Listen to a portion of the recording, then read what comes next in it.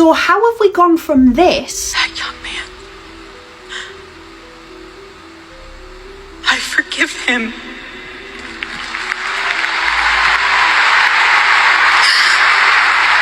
Which was the 21st of September, and now 7 days later, we get this. Nothing is changing. That's like morbidly. Hey, we're gonna be doing about 5 more episodes a week now, so just tell the team and make sure that happens. 3 hours of this, 2 more hours. Hi lovelies, welcome back to my channel. If you're new here, my name is Belinda Strana. Thank you so much for all the love and support. To my returning subscribers, to those people that share my videos, leave commentaries, and also educate each and every one of us, you guys are the real. So lovelies, I came across this video on my For You and I thought to share. A lot of people are reacting to the fact that actually Krik's wife actually moved on so fast that she is now in charge of Turning Point America. You know, she came out for the first time to share the dreams and the future plans of, you know, Turning Point, and this actually got people shocked to the fact that she actually moved on so fast, lovelies. I'm just going to roll the clip as well as some of other stitches I was able to put together. Please leave me your own thought in the comment section of what you think of this video, and please do not forget that we do not support any form of bullying and harassment. We are just here for educational and informative purposes. Alright lovelies, let's dive into it. So how have we gone from this? That young man. I forgive him.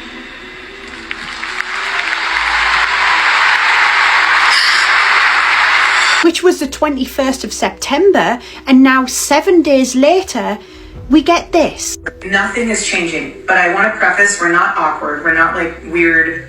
We're not cringe. We're not going to be tweeting as if it's him. That's tone deaf and really disturbing. And anyone who does that's like morbidly. Hey, we're gonna be doing about 5 more episodes a week now, so just tell the team and make sure that happens. 3 hours of this, 2 more hours of podcasting. There is just something that just doesn't feel right. It feels wrong. It feels off. And I am trying so hard not to over speculate, but it's hard when stuff like this has been put out to us. It's just not normal. It doesn't feel natural. I feel like we're watching a performance.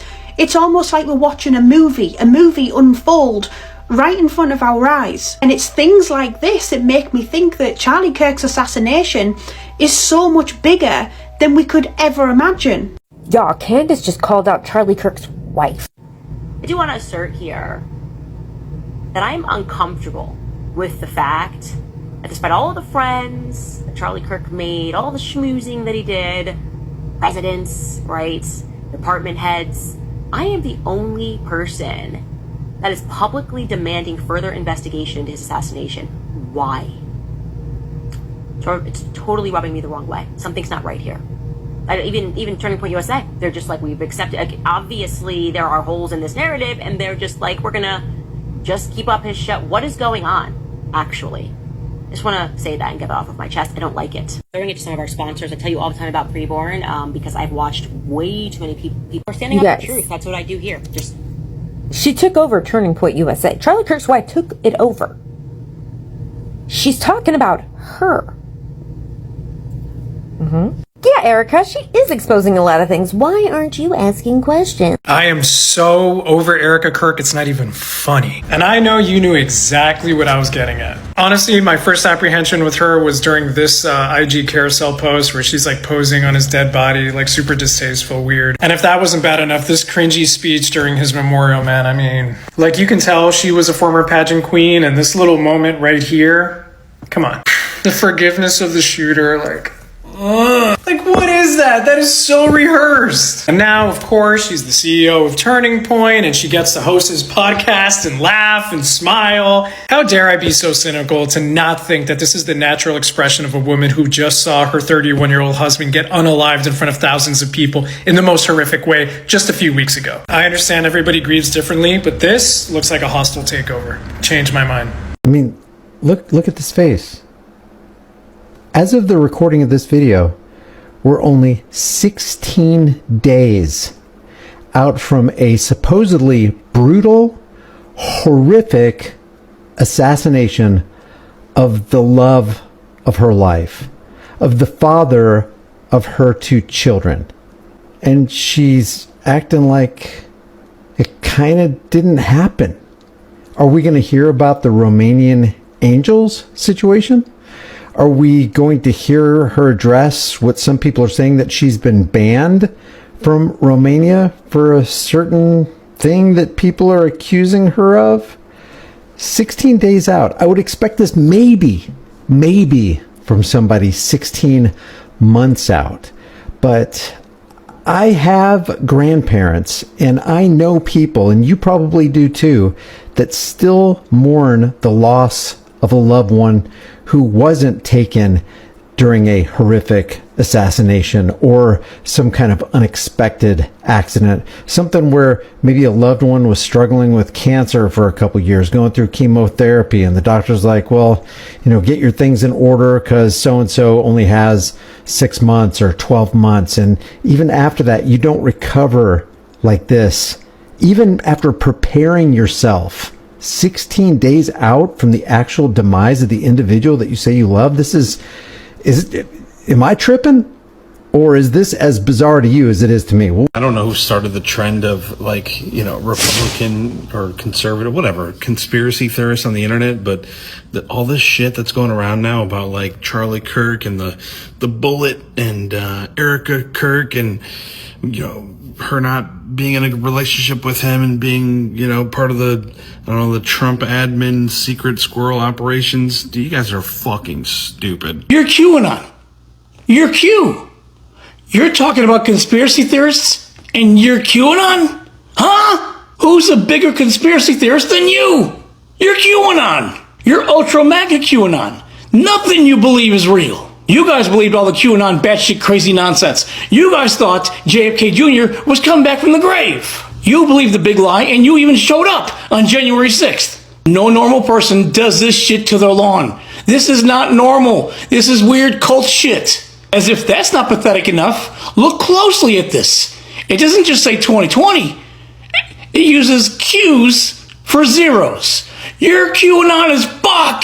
How's the Jewish space lasers going? And how's Hillary's Pizzagate going? And all that other bullshit that you believed. You've either lied or have been wrong about every single thing you've talked about on social media. And the fact that you think the Kirk thing isn't a conspiracy leads me to believe there definitely is a conspiracy.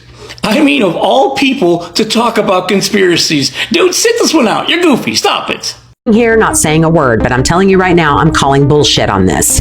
Day playing, and she would look at him. She watched the show every day. She couldn't email, but this was her version of emailing. Every day she'd watch the show.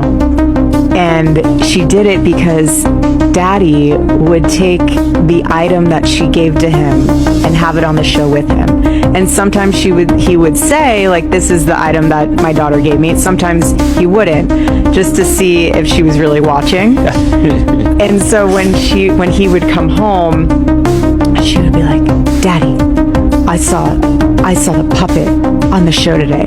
Daddy, I saw the moose on the show today. Daddy, you brought baby Buff on the show today? Like, so that was their little connection point of, and he loved it too, because it was a little piece of her that he could have with her on the show. But those little moments of, I lost my grandfather in 2009, and I still cannot talk about sentimental things, or I will bawl my freaking eyes out. Now tell me how someone can lose their husband, the father of their 2 young babies, okay? And 15 days later, they're joking, they're laughing, they're having a great time, they're so excited about the future.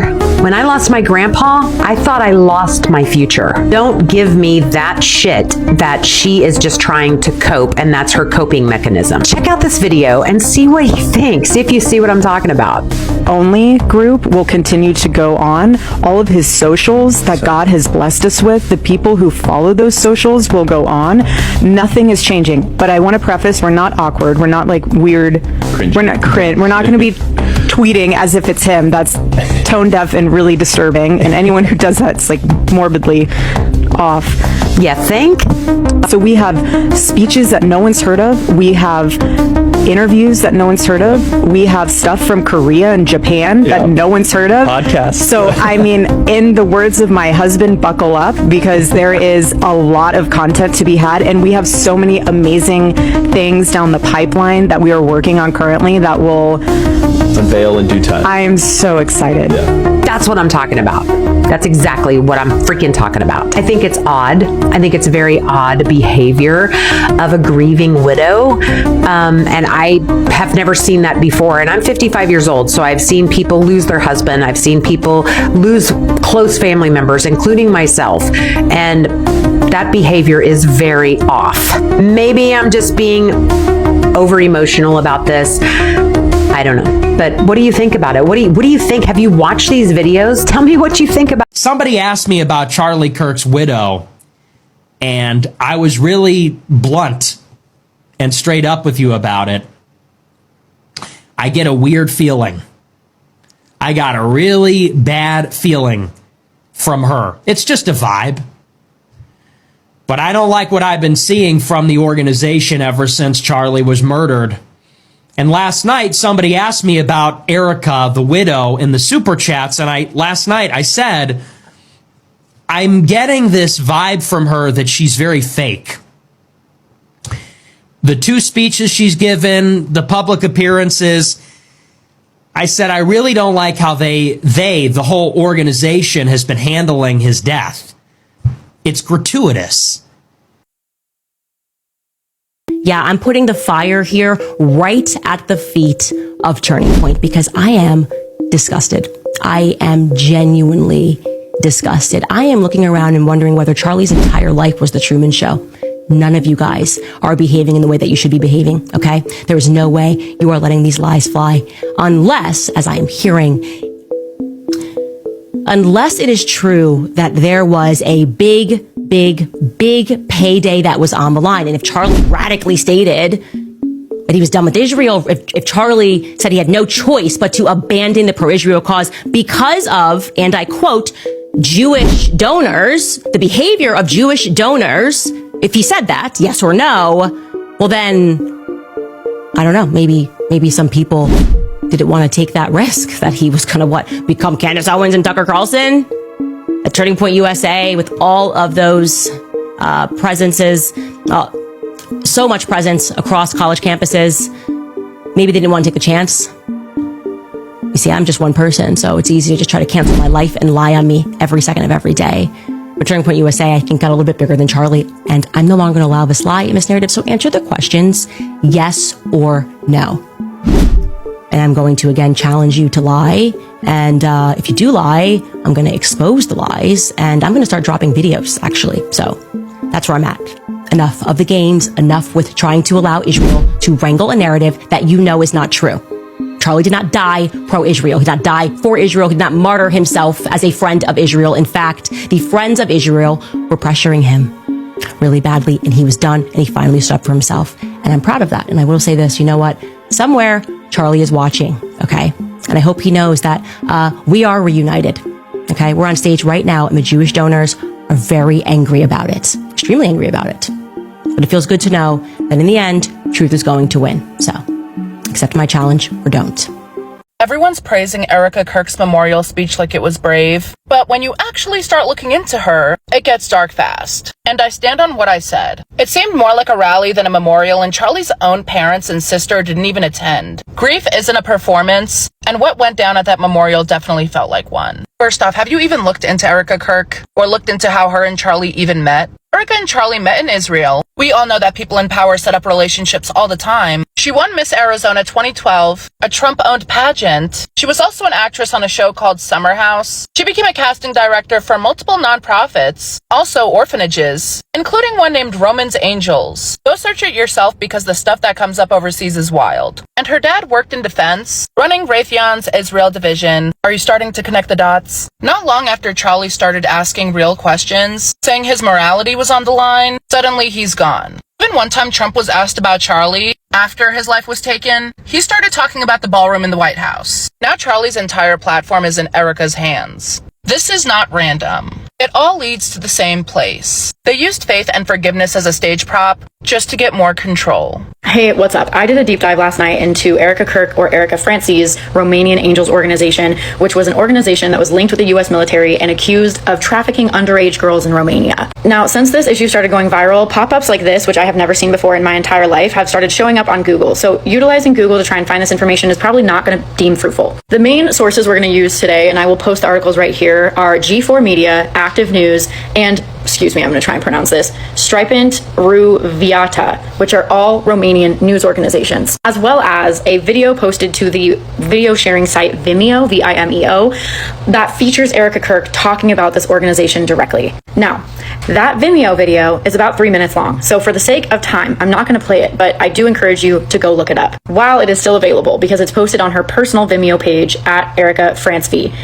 It's titled Romanian Angels. So just to go over timelines here, in 2012, Erika Kirk, then Erika Francvi, competed in the 2012 Miss USA pageant as Miss Arizona, started working for Donald Trump, and then immediately after that went to Romania and posted this following video on her Vimeo page 12 years ago. Okay, so this video was posted 12 years ago on her personal page, and most of the video is just clips of her giving gifts to orphans. However, I want to pay attention to this thank you message at the end that thanks Colonel Busher, because his name is going to come up again. Essentially, Romanian Angels was an organization that connected Romanian orphans to members of the U.S. military, and under the guise of giving them gifts. The person and the organization that she thanks at the end of that video, Colonel Busher and Associa United Hands Romania, have proven ties to child trafficking at multiple different points of their time in Romania. According to ctnews.ro, Associa United Hands Romania had close ties with the U.S. military at the Black Sea Rotational Force 17.1 and at the Mihal Kogalsanu military base.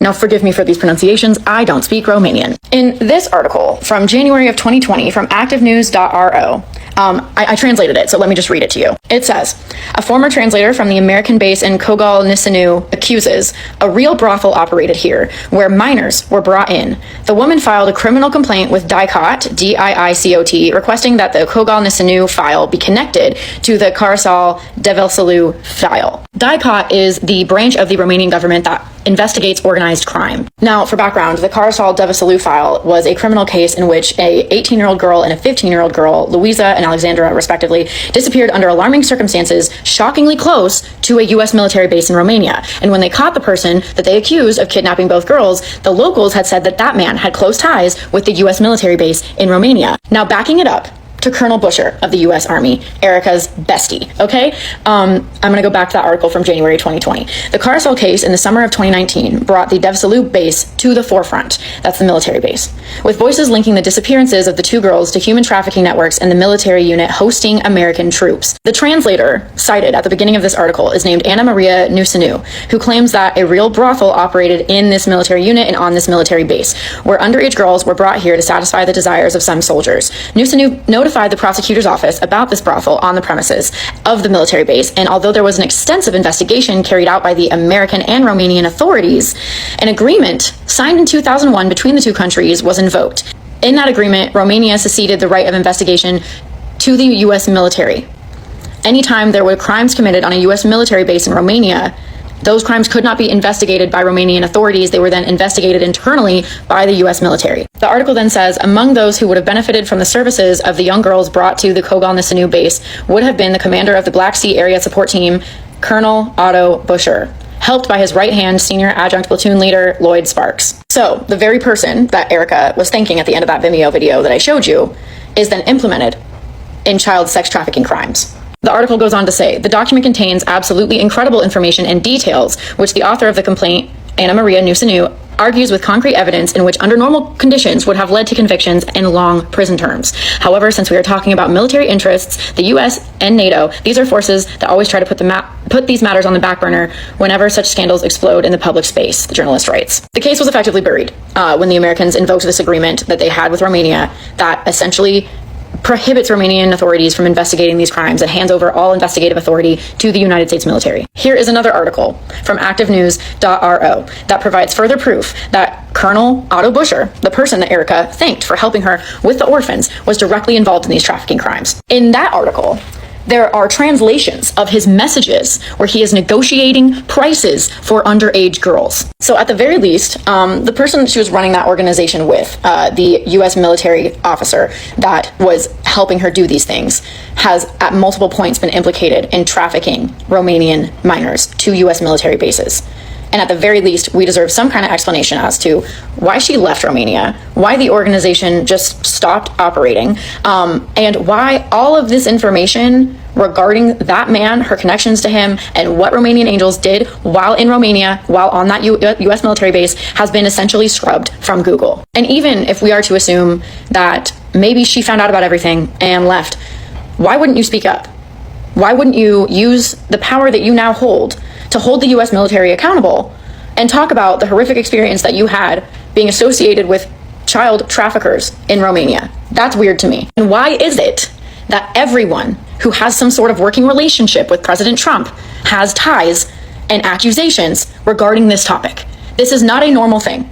I have lived a very colorful life. Never in my life have I landed myself in a situation where there were even accusations, even a rumor of me being affiliated with underage child trafficking. Everything about it is fishy. So thank you for coming on this ride with me. We have now reached an 8-minute mark. I think that is ample time. I will continue reporting back if I find anything else. I seriously love this. I came across this video of, Charlie's wife. Let me just use the shortcut of CK's wife. I think she came out to talk about the future plans of Tony Point America.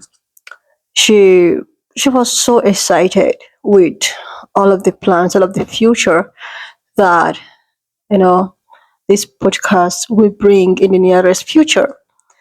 She shares so many dreams. You can see her in the stitches that I put up here, where she just so excited. She said that she's so excited to what the future brings, or to what Turning Point will be in future. That means she has other plans. She has plans to take it to the permanent site, which is not a bad thing. It's not a bad plan to have she has children that she have to take care of, right? She have to fend for her kids, so she have to do all of those things. But then again, I'm not disputing the fact that she she has to do what she has to do, but I think people are reacting to the fact that it was so fast. And when you think about it, truly, it looks somehow. I have seen so many commentary where people talk about how there are so many ways that people choose to grieve, right? Okay, just for instance, let's just see it in this way. This is a new, widow. She is a widow who lost her husband not even up to a month. I don't think it's up to a month. I don't even think it was up to 2 weeks. Okay, it should be more than 2 weeks, but it's not up to 3 weeks that she lost the love of her life. They had kids together, right? And then all of a sudden, you just moved on. So many people talk about how, with Christians, I think people have different way of money, right? But her own type is just, it's just so fast. I don't know how they do their own thing. Well, I use the word cultural background or whatsoever. But I know why, people are reacting to the fact that it was so fast. And when you look at it so deep, it looks somehow. Your actions are the reason why people come out to drag you. I think it was expected for her to just lay low right about now. Maybe give her husband 3 months. Try to just go off the social or the social light for 3 months and have someone else take over Turning Point, or maybe try to keep it running, you understand? But the way she just shoved it off, she's already she's already podcasting, and oh my god, I think this is why people are reacting to it. And so many people are making so much research on the Romanian children underage, controversy. The thing is that when Erika Krik stepped forward to take over the leadership of Turning Point America, the reaction were instant and divided. On one side, there's a group that sees her rise as a natural continuation of her late husband's CK's work, a way to honor his legacy and keep the movement alive. But on the other hand, critics are raising eyebrows, saying the movement was too fast, almost like the organization rushed to secure its power structure before the dust has even settled. And that tension says a lot, because in politics, timing is everything.